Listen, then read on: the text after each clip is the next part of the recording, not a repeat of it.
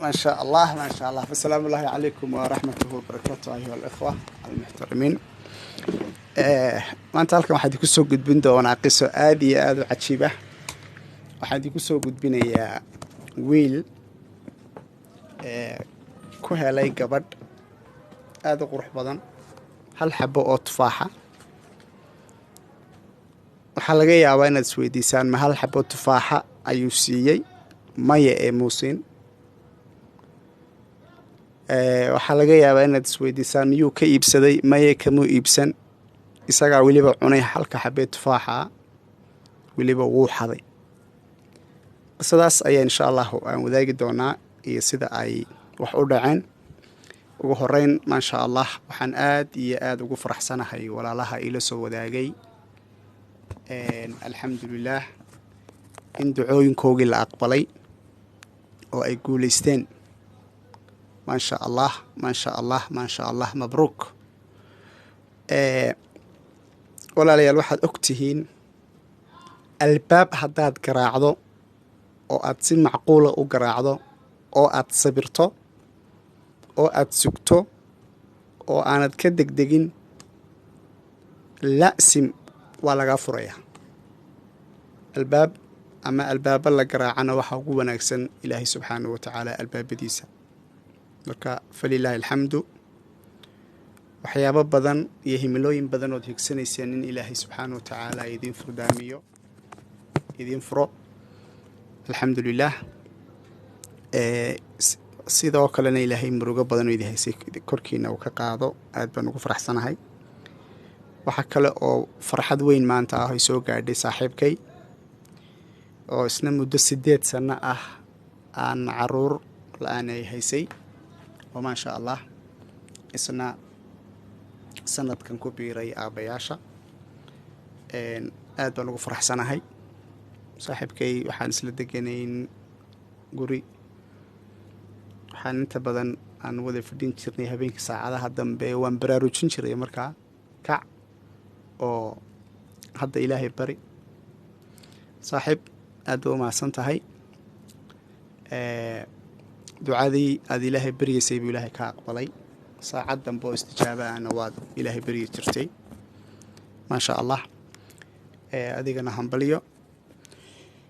waxaan isku dayaynaa markaas inaan maanta guda galno qisada mawduucani uu ku saabsan yahay, oo dhallinyarada iyo inta guurdoonka aad u anfacaysa, dhammaanteenna aad inoo wada anfacaysa. qisadana waxay dhacday qarnigii 1 ee hijriyada. nin dhallinyaro ah oo daalibul cilmi ah oo arday ah oo masaajid wax ka barta, oo cidda uu ka dhashayna ay fuqarays ka tahay oo faamilkiisu waxba uusan haysan, ayaa waxa uu sii garmari jiray meel bustaan ah oo aad u weyn oo khudaar tiro badani ka baxdo. maalin maalmaha ka mid ah isagoo aad u gaajaysan ayaa wuxuu arkay geed ku soo dhow waddada oo tufaax badani ka baxay, hal xabo oo weyn oo ka mid ah oo dhinaca waddada u soo janjeedha. uu hungureeyey, uu ku dhaqaaqay, wuxuu damcay inuu goosto, haddana ilaahay buu ka cabsaday. kadib markii uu waxoogaa hadalkii isku celceliyey ayaa wuxuu isku qanciyey tufaaxan wuxuu ku taallaa beer weyn, qofka beertan iskalena hal xabo waxba u noqon maayo, adigana gaajado ay kaa biisaa. sidaa yeel. deetana sidiibaa naftiisii ay yeeshay, geed uu iska goostay waanu cunay. gaajadii waa xoogaa way yara daysay, laakiin murugadii ahayd in uu cunay xoolo isagu uusan lahayn oo aan loo idmin ayaa noqotay mid damiirkiisa ka degi weyday. gurigii ayuu ku laabtay. dabadeetana habeenkii waa seexan waayey. hooyadii ayaa aragtay wiilkeedii oo maanta seexan la caawa. markii ay iswaraysteen kadib wuxuu ku yidhi hooyadii waxa aan ku dhacay dembi. hooyadii aad bay u naxday, waxaana ku canaanatay, ku tidhi qofkii aan dabiqin cilmiga uu barto ma anfici doono cilmigaasi adduunya iyo aakhiraba. waxay xasuusisay asxaabtii rasuulka sala allahu calayhi wasalam oo ay tiri aayadaha qur-aanka kariimka ilaa aayadihii ay barteen ay dabaqaan aayadaha cusub may xafidi jirin. xoogaa markii canaanatay waxay ku tiri ii sheeg dembigaad gashay. wuxuu ku yidhi waxaan ka xishoonayaa inaan kuu sheego, laakiin waxaan kuu ballan qaadayaa subaxnimada hore inaan ka laho arrintaasna aan xalliyo. sidii bay ku ballameen, ilaahay baana inoo markhaatiyay isla garteen. ninkii dhallinyarada ahaa wuu dhaqaaqay, wuxuu tegay xaggii gurigii iyo beertii uu tufaaxa ka cunay. shaqaalihii beertuu weydiiyey odaygii iska lahaa beerta, waa loogu yeedhay. odaygii markuu soo baxay isa salaameen kadib odaygii wuxuu yidhi waxaa lai sheegay inaad doonaysay oo aad rabtay. wiilkii dhallinyarada ahaa wuxuu yidhi haa. adeer buu ku yidhi waxaa dhacday shalayto aniga oo aada u baahan oo gaajaysan inaan hal xabba oo tufaaxa oo beertaada geed ka mida oo dhinaca waddada u dhow aan ka goostay oo aan cunay. kadib wuxuu yidhi markaa maxaad iga soo doontay hadda? waxaan kaa soo doonay buu ku yidhi inaad ii saamaxdo oo ilaahay subxaanahu wa tacaalaa aanu aakhiro igu cadaabin. waxaan ka xishoonayaa inaan qiyaamaha xaaraantaas anigoo cunay oo aan cafis dalbanin aan ku dhinto. odaygii waxa uu la yaabay wiilkan dhallinyarada ah iyo iimaankiisa, laakiin uma uu muujinay. wuxuu ku yidhi maya, kuu saamixi maayo ee waa inoo qiyaamaha. waanu ka dhaqaaqay. salaaddii baa la eedaamay. xaggii masaajidka yuu odaygii tegey. wiilkii waa uu daba socday isagoo cafis ka dalbanaya. salaaddii ayay soo tukadeen. kadib uu soo dabagalay. waxaanuu wiilkii soo istaagay. wax kasta oo aad igu saamaxayso, xataa haddii hal sanno aad beertaada ka shaqee igu tiraahdo mushahar la-aan ama dhaqaale la-aan waan samaynayaa, ee keliya i saamax. odaygii markuu arkay siday arrintani uga go-antahay wiilkan wuxuu ku yidhi shuruud ayaan kugu saamaxi karaa, taasoo ah waxaan kuu dhisayaa oo aan kuu guurinayaa gabadhayda. wiilkii dhallinyarada wuu naxay, waanu aamusay. odaygii wuxuu ku yidhi maxaad la aamustay? wuxuu yidhi anigu arday baan ahay, guur diyaar uma yihi, dhaqaalena maba haystaba. odaygii wuxuu ku yidhi kugu kalifi maayo wax dhaqaalo ah, anaana kuu dhisaaya oo kaa bixinaya kharashka meherka iyo arooska iyo intaba. waxaanad ku noolaanaysaa isla halkan qasrigan iyo beertan weyn, waxaana deganaanaysaa halkan. wiilkii wuxuu yidhi markaa waan aqbalay. odaygii wuxuu ku yidhi sida aad tufaaxii iigu aamintay inaan kaa saamaxo, aniguna waxaan kuugu aaminayaa guurka inantayda ee hal ogow buu ku yidhi inantaydu way indhalaadahay oo indhaha waxba kama aragto, way dhagala-dahay oo waxba ma maqasho,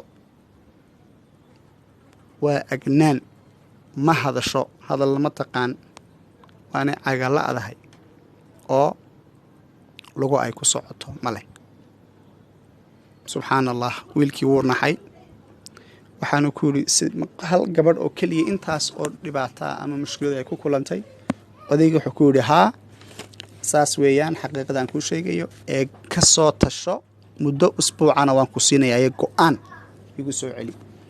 ninkii dhallinyarada ahaa isagoo aada u murugaysan, cafiskiina raba, haddana arrintan ay ku noqotay wax aada qariib u ah oo la yaab leh, ayaa u tegey. hooyadiibuu ku noqday, arrintiibuu u sheegay. hooyadii markaa waxay ku tiri waxaa kula gudboon inaad istikhaaraysato oo aad tukato 2 ragcadood ee istikhaarada ahayd, akhrisato ducaa ul istikhaara ee nabigu calayhi salaatu wasalaam uu ina baray. kadib waxay ku tiri markaa tuko 2 ragca oo nawaafil ah, sunno ah, kadibna ducadaas akhriso, waxay kuu soo baxa arag. wiilkii sidii buu sameeyey. kadib ducadii buu akhristay. odaygiibuu ku laabtay. odaygii markaa ay sheekaysteen ay kulmeen, wuxuu ku yidhi haye. wuxuu yidhi adeer waxaan tukaday salaatu istikhaaro. odaygii wuxuu yidhi haye, ma waxaad istikhaaro u tukatay guurka gabadhayda? markaasuu yidhi haa. haye. odaygii markaa wuxuu yidhi markaa maxaa niyaddaada soo galay? wuxuu yidhi waxaa niyaddeeda soo gashay in guurkaasi aan galo oo uu ilaahay ii barakayn doono oo ii anfici doono. odaygii wuxuu ku yidhi ma waxaad u bedheeraysaa guurka adigoo og in inantaydu indhaha waxbaysan ka arkin, dhagaha aysan waxba ka maqlin, lugaha aysan socon karin, aysan hadli karin? wuxuu yidhi haa, waayo ilaahay subxaana watacaala baa aniga igu imtixaanaya, imtixaankaas ilaahay baan qaadanayaa buu yidhi, iyada igaga daran naarta, markaas waan gelayaa. odaygii aad buu ula yaabay. markaasaa wuxuu ku yidhi maan arkin nin dhallinyaro ah oo adigoo kale ah oo xalaal miirad iyo alla ka cabsi leh. wiilkii yaraa wuu farxay. markaasuu yidhi macnaheedu waa idi saamaxday sow maaha? markaasuu yidhi haa, waan ku saamaxay, haddana gabadhay way ku sugaysaa, waana meherkii wixiina way dhacayaan, kadib marka lagu meheriyeyna waad u gelaysaa, waad arkaysaa buu ku yidhi gabadhaadii. meherkii markuu dhammaaday, gabadhiioo qol ku sugaysaa uu ninkii dhallinyarada ahaa u galay. markuu galayba waxa uu arkay laa xawla walaa quwata ilaa billaah, gabadh ilaahay qurux siiyey oo joog iyo jamaal bay iskugu daray oo dhammays ah. kadib waa uu salaamay, kadib bay salaantii ka qaaday, wacalaykum wasalaam waraxmatullaahi. maya, gabadhii baa salaantay oo ku tiri assalaamu calaykum waraxmatullaahi wabarakaatu, isagii kaga horraysay. ninkii intuu naxay ayuu yidhi wacalaykum wasalaam. salaantii intuu soo dhammayn buu yidhi oo waad hadlaysaaye? markaasay ku tiri haa, waan hadlayaa. markaasaa kadib wuxuu ku yidhi wuxuu aabbahaa ii sheegay in aanad hadlin. markaasay ku tiri soo dhowow. markaasuu yidhi oo waad i maqlaysaa haddane? markaasay ku tiri yacni halkan soo fadhiiso. suu yidhi macnaheedu waad ii arkaysaa inaan taaganahay? markaasay tiri haa. kadib way soo dhaqaaqday oo haddana waad soconaysaaye? markaasuu yidhi say ku tiri haa. wuxuu yidhi aabbahaas aniga warkaas iima sheegin, wuxuu igu yidhi gabadhaydu way indhalaadahay. markaasay ku tidhi aabbahay waa runtii, macnaheedu wax tahay indhahayga wax xaaraan ah kuma fiiriyo. markaasuu yidhi aabbahaa wuxuu ii sheegay inaad dhagaha yacni aad naafo ka tahay. markaasaa wuxuu ku yidhi waa runtii. waxay ku tidhi waa runtii, waayo dhagahayga khayr mooyaane xumaan kuma dhegaysto. markaasaa wuxuu ku yidhi aabbahaa wuxuu ii sheegay in aad agnaan tahay oo aanad hadlin. yacni agnaan weliba dadka qaar way hadli karaan, laakiin inaad hadli karin baad ayuu ii sheegay buu yidhi. dabadeetana waxay ku tidhi waa runtii, waayo wax khayr ah mooyaane waxaan iska ilaaliya inaan wax shara ku hadlo. kadib wuxuu ku yidhi aabbahaa wuxuu ii sheegay haddana in aanad socon karin. markaasaa waxay ku tidhi waa runtii, waxaanu kuu sheegay saas way jirtaa, sababtoo ah meel xaaraana lugahayga uguma socdo kuma tago. wiilkii wuu yaabay. markaasuu yihi subxaana allah, ma hal tufaaxa oo aan keliya oo aan cunay oo aan ilaahay subxaana watacaala dembi dhaafkeeda aan dalbanayay dartii, ilaahay dartii aan dembi dhaaf u dalbanayay ayaan ku helay gabadha saas u qurux badan iyo noloshan? waxay ku tidhi haa, aabbahay keligay buu dhalay, uu jecel yahay, waxaanu ii raadinayay wiil ama sawj taqi ah, saalix ah, oo alla ka cabsi badan. markii aad hal xabo oo tufaaxa oo aad cuntay aad cafis dartii ugu timid ee dhibta intaa leeg aad ka martay ee uu ku arkayna wuxuu go'aamiyey inuu adiga yahay wiilkii uu muddaba raadinayay. markaasaa wuxuu ihi alxamdu lilaah. waxay ugu sii dartay markaas oy xasuusisay aayadda qur-aanka kariimkaa, waman yattaqi illaah yajcal lahu makhraja wayarsuquhu min xaysu laa yaxtasib. qofkii ilaahay ka cabsaday, ilaahay subxaana watacaala makhraj iyo meeluu ka baxa uu siinayo, kana arsaaqayo meel uusan ka filaynin.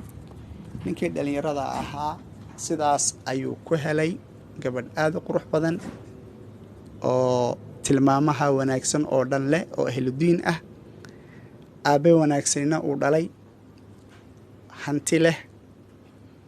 sidaasuuna kaga baxay faqrigii. dhalinyaro, ilaahay waxaan ka baryaynaa in uu khayrkeena waafajiyo. waan ogahayna guurdoontihiin oo idinka guuxaye ee ilaahayna idiin yasiro. ku dadaala inaad indhihiina ka ilaalisaan xaaraamta, ku dadaala inaad dhegihiina ka ilaalisaan xaaraamta. aafaadka ugu badanee hadda ayna haystaa waxaa ka mid a daawashada musalsalada.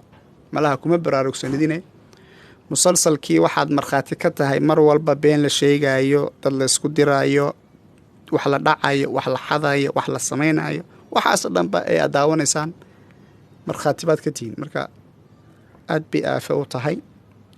ilaahay aafadaas subxaana wa tacaala haynaga daweeyo, dariiqa saxdaana allah hayna waafajiyo, wax khayr qabana allah idin yasiro. qof kasta oo guurdoon ah waxa ay guushiisu ku jirtaa ilaahay subxaana wa tacaala inuu u laabto. waxaan rajaynayaa dhalinyaro badan iyo dad badan oo guurku ka daahay iyaguna inay nala soo wadaagaan insha allahu arooskooga iyo guurkooga biidni illahi tacaala. astawdicukum allah aladi laa tudiicu wadaa'icu fi amaan illah. wasalaamu calaykum waraxmat ullaahi tacaala wabarakaatu.